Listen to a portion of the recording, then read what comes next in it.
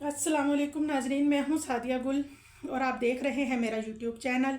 नाजरीन, जैसे कि पहले एक वीडियो में मैं आपको बता चुकी हूं कि डॉक्टर शाहनवाज जो हैं उनको जाली पुलिस मुकाबले में मार दिया गया। उनके ऊपर इल्ज़ाम था कि उन्होंने रसूल खुदा सल्लल्लाहु अलैहि वसल्लम की शान में गुस्ताखी की है।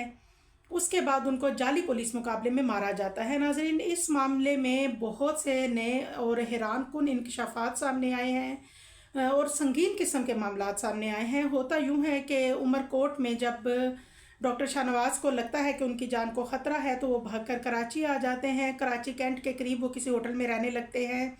उस दौरान उनके ऊपर एफआईआर दर्ज होती है उमरकोट थाने में और पुलिस उनके वालिद को हिरासत में ले लेती है। जैसे ही उनके वालिद को हिरासत में ले लिया जाता है तो डॉक्टर उमर जो हैं डॉक्टर शाहनवाज जो हैं वो उमरकोट में वो उमरकोट में पुलिस को कॉल करते हैं और उन्हें बताते हैं कि मैं बेगुनाह हूँ।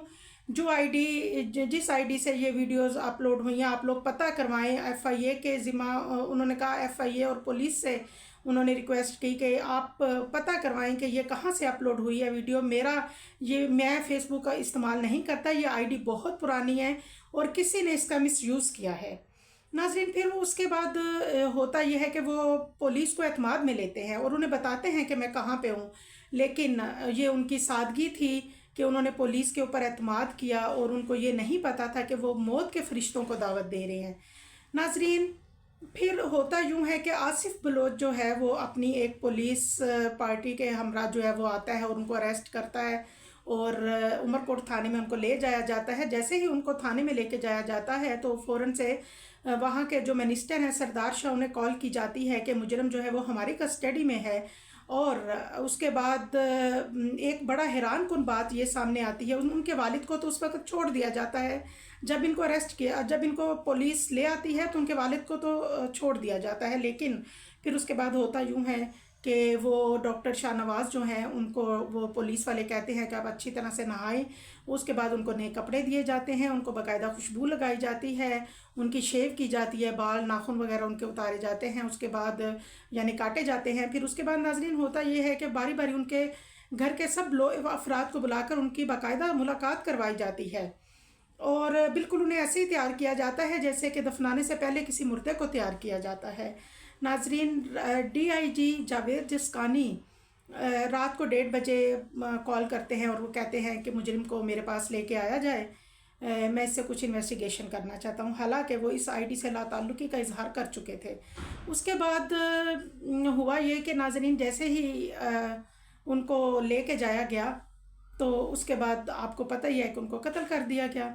नाजरीन, बात यह है कि उनके जो वालिद हैं उनकी हालत बहुत ख़राब है और उनकी वालदा जो हैं वो रो रो के बता रही हैं कि जो मेरा बेटा है वो बेगुनाह है, मेरे बेटे ने कुछ नहीं किया और वो 5 वक्त का नमाजी था, बाकायदा वो दीन को समझता था। ये जो कुछ भी हुआ है ये कोई मिसअंडरस्टैंडिंग हुई है।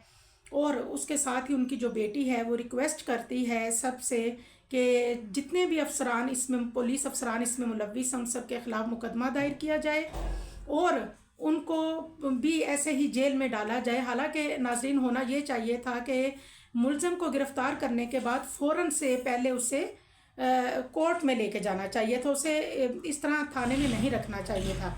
उसके बाद नाजरीन बात कुछ ये है कि आप देखें कि कानून ने ही कानून को हाथ में ले लिया है। उनकी बेटी की अपील है कि जितने भी ये पुलिस अफसरान मुलव्वस है इसमें उनको भी ऐसे ही सज़ा दी जाए, उनके ख़िलाफ़ भी ऐसे ही मुकदमा चले और उनको भी लॉकअप में रखा जाए और उनके साथ ऐसे हो जैसे उन्होंने मेरे बेगुनाह बाप के साथ किया है। मज़ीद जो अपडेट आएंगे नाज़रीन इंशाल्लाह आपसे शेयर करेंगे और प्लीज़ आप भी अपनी राय से अपने कमेंट्स में मुझे इसके बारे में कुछ बताइएगा, कुछ राय दें आप भी इस बारे में।